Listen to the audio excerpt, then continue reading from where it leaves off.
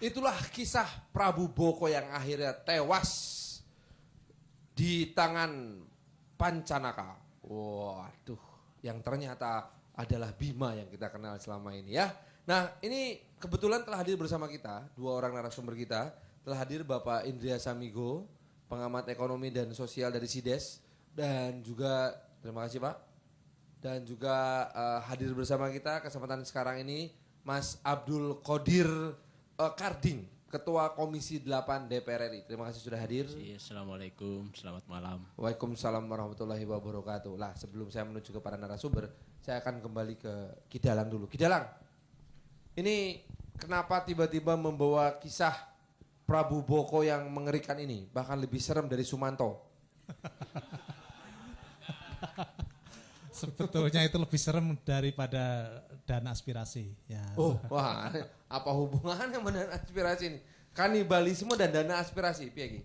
Enggak, sama-sama itu Mas. Jadi kalau kita belum lama ini kan ada pertama kali kalau nggak salah nanti tanya Mas Karding yang di DPR itu, ada dana aspirasi, dana pembangunan desa, dan yang terakhir adalah rumah aspirasi. Jadi di sini kita melihat wakil rakyat itu belum terwakili sepenuhnya. Kan begitu. Rakyat belum terwakili sepenuhnya oleh wakil rakyat. Wakil rakyat. Itu ibaratnya tadi keganasan si Prabu Boko tadi. Kan Prabu Boko tadi meminta kanibal kepada abdi dalamnya sendiri, Pro Demang, Adipati, untuk menunjukkan dia itu kekuasaannya. Sebetulnya kebalik gitu kan. Mengingatkan kepada kita semua yang punya wakil, jangan seperti meniru Prabu Boko tadi kan begitu. Kalau menunjukkan kekuasaannya atau menunjukkan kesahihannya dalam mewakilin rakyat yang dipimpin, itu pakailah dengan cara-cara yang elegan. Jangan seperti Prabu Boko untuk menunjukkan powerfulnya dia mengajukan kanibalisme kan begitu. Nah, coba kita tanya sekarang pada Ketua Komisi 8. Apakah Anda merasa bahwa ada kanibalisme di sini? Ini karena gini ya, saya sih yakin 99,9% anggota DPR ini orang baik, ya. Kalaupun ada yang baik 0,0001% lah gitu. Tapi mengapa kemudian terjadi apa ya? Rasanya kok kita setiap kali mendengar anggota DPR atau DPR, wah pasti jelek, pasti gini. Gitu. Tiba-tiba keluarlah pernyataan gedung DPR miring 8 derajat sehingga perlu dibangun dengan biaya 1, berapa triliun. Ini kan ada apa sebetulnya Pak? Bagaimana sebetulnya nih? Kita perlu komunikasi loh ini. Jadi memang sekarang ini DPR posisi sedang menjadi sorotan. Selalu. Ya. Dan saya kira itu tantangan bagi kita semua, terutama rekan-rekan di DPR. Yang terkait dengan beberapa isu-isu penting yang akhir-akhir ini khususnya dana aspirasi, rumah aspirasi, saya ingin memberikan satu gambaran paling tidak versi yang saya pahami selama ini. Iya. Yang pertama, sebenarnya undang-undang tentang kedudukan fungsi dan kedudukan DPR MPR ini itu memang telah ada di sana dikatakan bahwa bagi DPR, DPD dan lain sebagainya ini perlu rumah aspirasi. Oh, undang-undangnya ada? Ada Pak. Nah ini perlu rumah aspirasi, itu dibuat oleh teman-teman DPR kita tahun sebelumnya. Ya. Kita ini kan baru setengah tahun lebih dilantik ya. 2004-2009 nah itu diilhami oleh cara berpikir, cara ber-DPR orang-orang di luar negeri. Setiap parlemen, anggota parlemen itu biasanya mereka punya kantor di daerah, daerah dapilnya kalau di sini kan. Daerah pemilihannya masing-masing. Itu agar apa? Agar dia bisa bisa mengorganisir konstituen dan aspirasinya. Itu satu. Saya tidak tahu kemudian kalau kemudian ada yang disebut dana aspirasi. Kalau dana aspirasi yang dipahami untuk ongkos anggota DPR untuk menyerap aspirasi, saya kira memang itu terlalu berlebihan. Ya. Karena DPR ini sudah dilengkapi dengan apa yang disebut dana reses. Ya. Jadi setiap 4 bulan dalam 1 tahun ini kita pasti reses 1 bulan. Ya, reses itu kunjungan ke mana? Ke daerah, bukan ke daerah misalnya ke seluruh provinsi karena ini DPR RI, ya kan? Itu biasanya 4 hari. Kemudian kita juga kunjungan ke dapil sisanya. Oh. Nah, di sini ada uangnya, ada dananya dalam berbagai bentuk, dan ini saya kira menurut saya sudah cukup. Sudah cukup. Kalau yang dipahami dana aspirasi, dana di luar itu, saya sendiri mohon maaf menolak itu, ya, itu. Tepuk tangan dong. Jadi ini paling ini tidak yang perlu, satu ini tidak kanibal. perlu diklarifikasikan. Ya. Nah, oleh karena itu menurut saya memang kita harus lebih peka dan lebih tahu apa yang menjadi keinginan-keinginan masyarakat kita. Harus diakui bahwa di negara seperti kita ini mungkin berperilaku seperti parlemen di Eropa belum waktunya, ya. Kita butuh Belum proses, waktunya, kita belum butuh bisa waktu. atau belum mungkin mau? semangatnya kita ambil. Karena mahal, kalau mau jadi parlemen seperti di Eropa mahal, Pak. Satu anggota parlemen itu bisa sampai 20-30 staf. Staf ahli kita cuma satu, coba misalnya satu ya. Kita cuma satu sekretaris, satu staf ahli. Jadi untuk ngurus banyak itu nggak mungkin, dana nggak kuat. Nah, oleh karena itu kita semangatnya aja, kita kerja keras, kita ingin berkinerja tinggi dengan keadaan yang ada dan kemampuan yang ada. Mari kita fair bahwa rumah aspirasi adalah amanat undang-undang. Ya, Udah jadi pasti. itu diatur. Ya, tapi kalau masalah bagaimanakah tata Dana laksananya, dana aspirasi itu kalau dana saya kira jangan. jangan. Saya Tapi kira kalau memang rumah aspirasi berlebihan. itu Sudah amanat cukup dengan dana reses ya. undang-undang. Iya. Nah, kalau gitu saya ingin beralih kepada Pak Indria Samego. Pak, jadi sebetulnya saya itu sedikit mengenal fenomena buffer atau hidup dalam gelembung balon, living in a bubble istilahnya, di mana dalam posisi tertentu seseorang ya Ki Dalang ya, saking sudah powerfulnya, maka persentuhan dia dengan realitas itu terhalang oleh buffernya ini, terhalang oleh gelembungnya ini, sehingga realita yang dia serap adalah realita yang dia terima dari para pembisiknya atau stafnya. Apakah itu sudah terjadi di kalangan para wakil rakyat kita?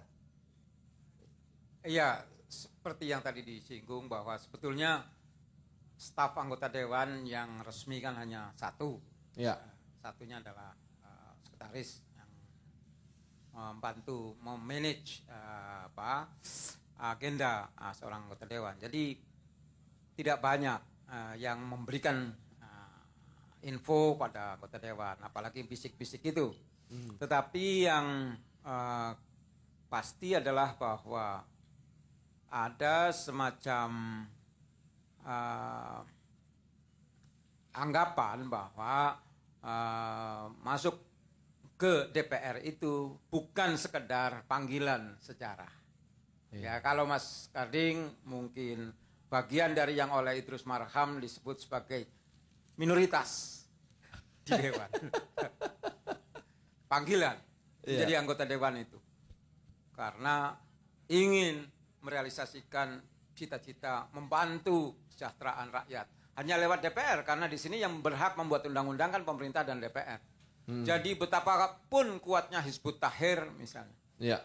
atau FPI, dia nggak bisa membuat undang-undang. Termasuk juga pengamat, walaupun ilmunya banyak, nggak bisa dia membuat undang-undang. Harus ke Senayan, bergabung. Jadi ada panggilan di situ. Nah, kalau yang ini, Idrus Marham dalam disertasi doktornya mengatakan kira-kira 30%. Sampai sekarang Idrus bilang, belum ada yang membantah tesis saya. Saya bilang ada. 30% itu kebanyakan. Wah, disentil loh. Yang ada 10% saja sudah bagus itu. 10 dari 560 kan berarti 56 orang yang mencerahkan. Iya. Sisanya saya belum lama ini ketemu ketua anggota dewan juga. Itulah Pak. Jadi karena masuk ke dewan bukan karena panggilan sejarah, tapi karena ada tujuan-tujuan yang lain. Jadi berhitung betul antara yang dia spend, belanjakan untuk kampanye dengan apa yang harus dia peroleh.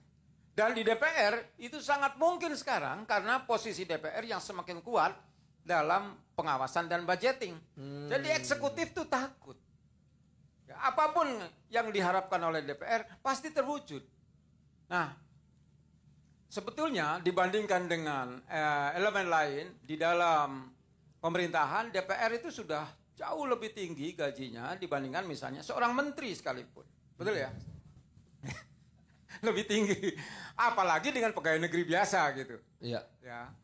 Nah, dengan demikian kalau mengingat pada nominal itu dan panggilan, mestinya tidak terlalu sibuk dengan soal peningkatan-peningkatan fasilitas itu. Sudah lebih dari cukup.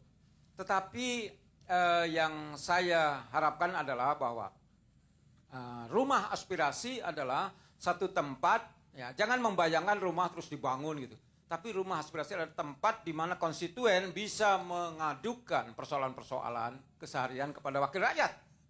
Tidak seperti sekarang, jauh sekali. Mau ngadu kemana? Anggota DPR-nya pada pergi ke luar negeri gitu kan.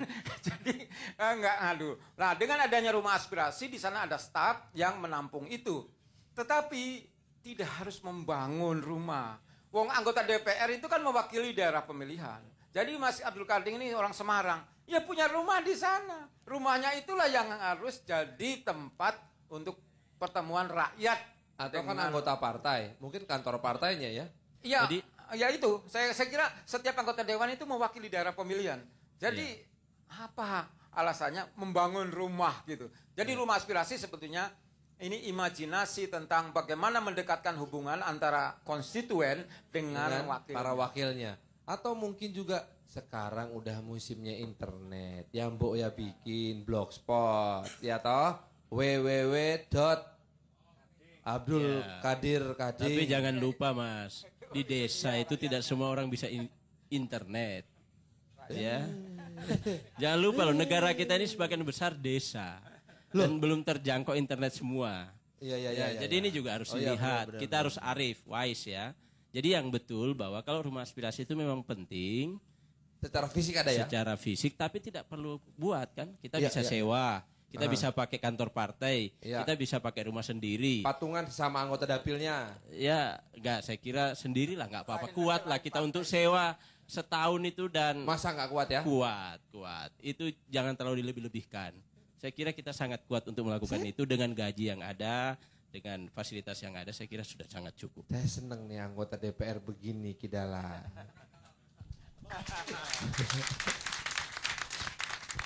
Realistis. Nggak sok susah.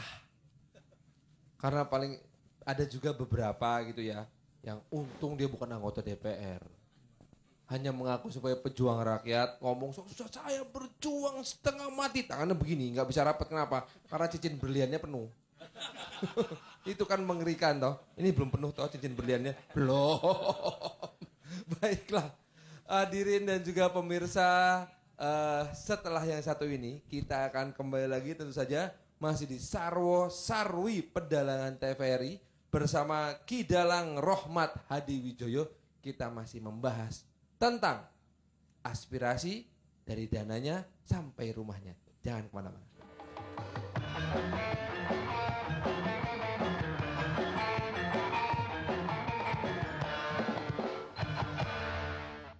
Selamat datang di dunia madu rasa. Rasa madunya yang lezat membuat harimu ceria. Jadikan madu rasa bagian dari keseharianmu. Madu rasa, madu keluarga sehat. Madu rasa dari air mancur.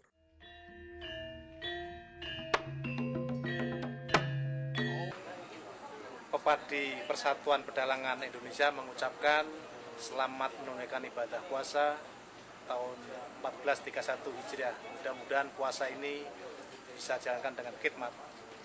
Terima kasih.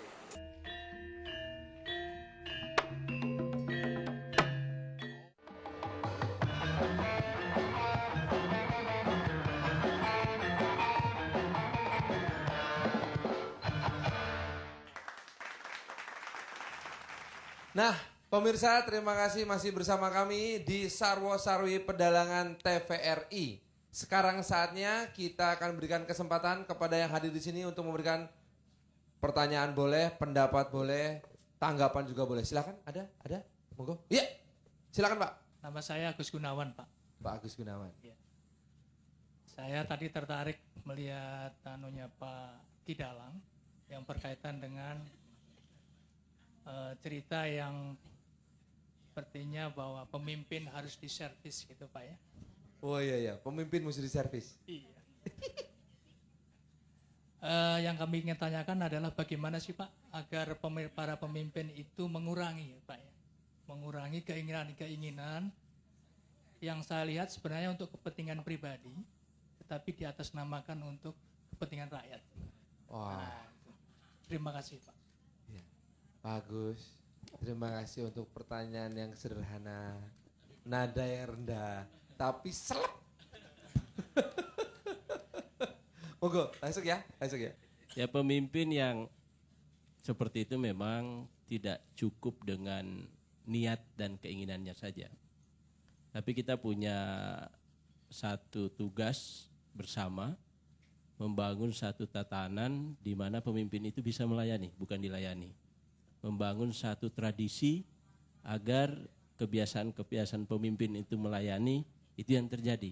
Jadi kalau cuma niat pribadi, kalau udah masuk di lingkungan seperti di birokrasi, di mana yang protokolernya itu aneh-aneh itu memang saya kira sulit, walaupun dia awalnya orang yang sangat sederhana dan niatnya mau melayani.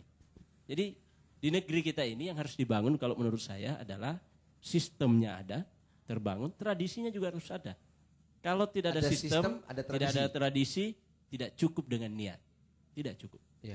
Dia tiga-tiganya harus dikombin dan jadi satu. Dan ini harus diakui butuh waktu, butuh proses, tetapi kita harus terus memantau dan mengawasi sekaligus mendorong. Supaya ini terjadi. Inilah yang disebut check and balance kan. Inilah gunanya media, inilah gunanya Kidalang ini dengan kritik-kritik simbolik ini penting untuk perbaikan-perbaikan kita semua. Inilah gunanya jok-joknya Pak Farhan yang menusuk di jantung dan di hati itu, ya kan? Curhat Semua di colongan situ, semua di situ. Nyanyian-nyanyian Iwan Fals, siapa semua itu penting. Check and balance ya. Check and balance, kita bangun tradisi kita bangun sistem kita bangun keinginan kita. Kalau ada sistem yang bagus, keinginan sebesar apapun orang per orang individu itu tidak bisa maksimum terlaksana. Saya kira begitu, ya kan? Ini agak nyambung sama forrider jadinya. Saya itu ya Kidalang ini cuman curhat loh Kidalang. Mungkin Kidalang pernah merasakan juga. Kidalang kalau kita lagi di jalan, terus ada forrider suruh kita minggir, kesel nggak? Kesel, tapi mau ngumpat ke siapa? Gitu. Nah, saya nggak berani ngumpat loh Kidalang. Tahu nggak kenapa?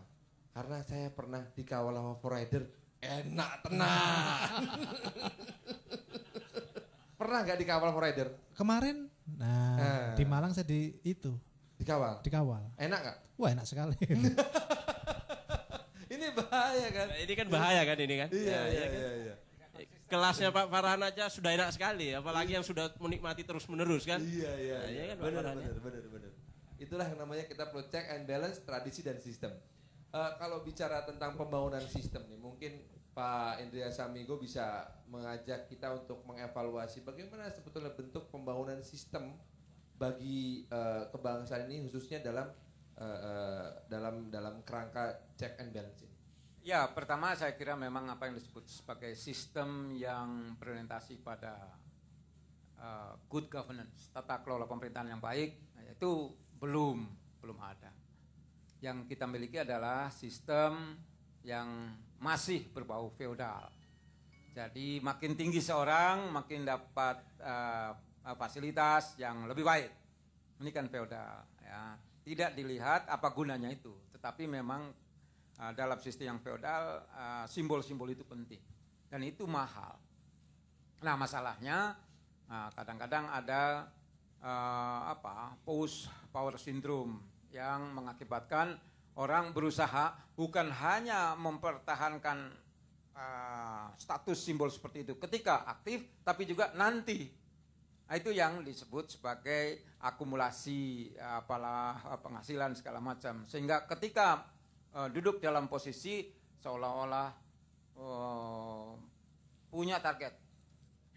Jangan sampai nanti kalau pulang ke rumah sendiri tidak dikawal lagi gitu kan, ada yang hilang gitu. Demikian juga suasana di rumah. Nah, jadi sistem itu belum terbangun seperti di negara sana, aktif dan non aktif itu kira-kira tidak ada masalah. Di sini kan jomplang betul antara posisi sebagai pejabat yang aktif dengan yang tidak aktif. Ya. Nah, ini yang mengakibatkan orang kemudian semacam Aji sangat mumpung. demonstratif, aji mumpung, greedy, menunjukkan Power. kerakusannya dengan power yang ada. Inilah yang mengakibatkan kita belum beranjak. Jadi kalau kita mau berubah pada sistem, ya saya kira itu diganti dengan sistem yang lebih pro rakyat, pada pro pemerintahan yang baik dan bersih gitu. Nah, ini dari mana mulai? Jadi menurut saya 2 kunci untuk perubahan itu. Pertama, aturan perundangan, legal perubahan itu. Karena ya saya mendengar dari Kementerian PAN itu mencoba untuk membuat aturan-aturan, tetapi tidak dibahas oleh anggota dewan, dan pemerintah juga merasa nanti kalau itu lahir akan menjadi bumerang bagi pegawai negeri, bagi pejabat itu sendiri, termasuk juga karena DPR juga pejabat tinggi. Nah, sehingga tidak ada realisasi dari membangun sistem yang lebih modern, transparan itu. Nah, yang kedua tentu saja kalau itu belum ada, ya teladan. Jadi undang-undangnya belum ada, tinggal teladan. Jadi walaupun misalnya tadi Mas Abdul Qadir mengatakan, walaupun kita orang yang dari awalnya sederhana, tapi begitu masuk pada lingkungan yang tidak pro sederhana akan berubah. Ya.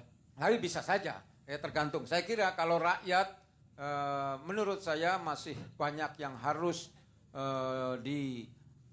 santuni ya, harus ada prioritas lagi. Malah digeser. Apakah memang anggaran, budget resmi tidak resmi itu tidak memadai? Ingat para founding fathers dulu nggak ada proyek, tapi bisa membuat undang-undang yang kalau saya lihat itu bagus sekali undang-undang zaman dulu itu. Padahal nggak ada proyek loh. Nah sekarang membuat undang-undang itu mahal. Tapi begitu lahir undang-undang diamputasi di MK. Diputuskan dari 560 dikalahkan oleh 9 orang itu MK. Nah ini akibat dari tadi memproyekkan undang-undang itu. Oke.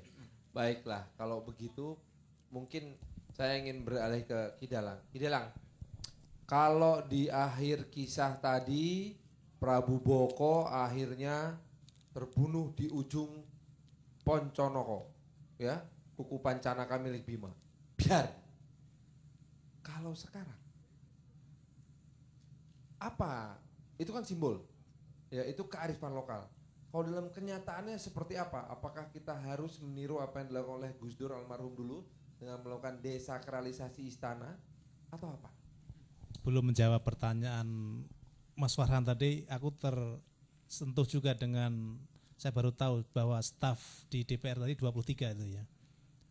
Yang anggota dewan tadi itu loh. Iya. Itu kan 23, ada di luar negeri ada 23 itu kan, di sini cuma 1. Sebetulnya hal itu bisa diatasi dengan, kalau di Washington DC, di Washington Capitol Hill itu ada namanya PAC gitu ya. Itu biasanya para itu mahasiswa-mahasiswa yang magang itu dikaryakan. Itu sehingga dia tuh udah belajar apa itu berdemokrasi dari awal. Jadi tidak harus digaji, tapi itu nanti bekerja sama dengan apa itu perguruan tinggi yang sudah visi. Itu bagus. Jadi rasa dibayar, ada magang. Nah itu, dan dana aspirasi di Washington juga ada di Capitol Hill itu, di Capitol Hill. Tapi itu jadi sumber masalah juga ya? Bukan, namanya PAC itu kan, kalau masalah nggak PAC ya, PAX itu. Itu dana yang di apa itu dinaungin undang-undang tapi untuk konstituen. Nah, pengusaha Exxon Mobil, pengusaha Chevron, Unokal itu boleh naruh duit di situ, dan itulah masalah. Nah di sini belum cerdas untuk itu kan gitu. Kembali ke pertanyaan sampean tadi. Jadi sebetulnya yang jadi permasalahan di sini adalah aspirasi, bagaimana wakil kita yang terhormat itu menangkap aspirasi masyarakat kan begitu. Iya. Itu aja kuncinya. Mau diterima di galengan sawah, mau diterima di rumah partai, itu nomor 2. Kalau saya justru dengan kearifan lokal nyamar jadi apa itu kawulo. Jadi wakil rakyat terhormat tuh kita nawur kawulo. Jadi seolah jadi rakyat ke tempat public service, tempat SIM misalnya, aku seolah-olah wakil rakyat bikin SIM diurus sendiri, di situ tahuan aspirasi yang diperlukan rakyat itu bukan uang tadi. Jadi mata hati, jadi bukan aspirasi datang itu, jadi kita menjadi wakil rakyat kepekaan hati itulah datang ke public service tadi, itu satu. Dan itu sudah diberikan contoh zamannya penjajahan, itu ada namanya di Douwesweker Multatuli. Nah, itu walaupun orang Belanda, tapi mata hatinya penindasan gubernur Belanda terhadap rakyat itu, dia sendiri turun ke gunung melihat bagaimana penderitaan ini. Itu aspirasi yang sebetulnya. Kuku Poconoko, kuku ponco itu 5, noko itu kekarepan. Itu dasar filsafatnya Pancasila. Jadi kalau kita berpegang teguh dengan Pancasila tadi, ketuhanan yang Maha Esa dan semuanya tadi itu, founding father, itulah yang akan mengobatin bagaimana aspirasi yang sebenarnya. Gitu Mas Farhan. Terima kasih Kidalang. Dan saya tidak perlu berpanjang-panjang lagi, karena bagaimanapun juga pemilik aspirasi adalah Anda semua. Terima kasih sudah bersama-sama kita. Terima kasih Bang Abdul Qadir, terima kasih Pak Indria, terima kasih Kidalang. Thank you. Dan kita akan jumpa lagi di lain kesempatan. Dari Sarwo Sarwi Pedalangan TVRI. Sampai jumpa. Wassalamualaikum warahmatullahi wabarakatuh.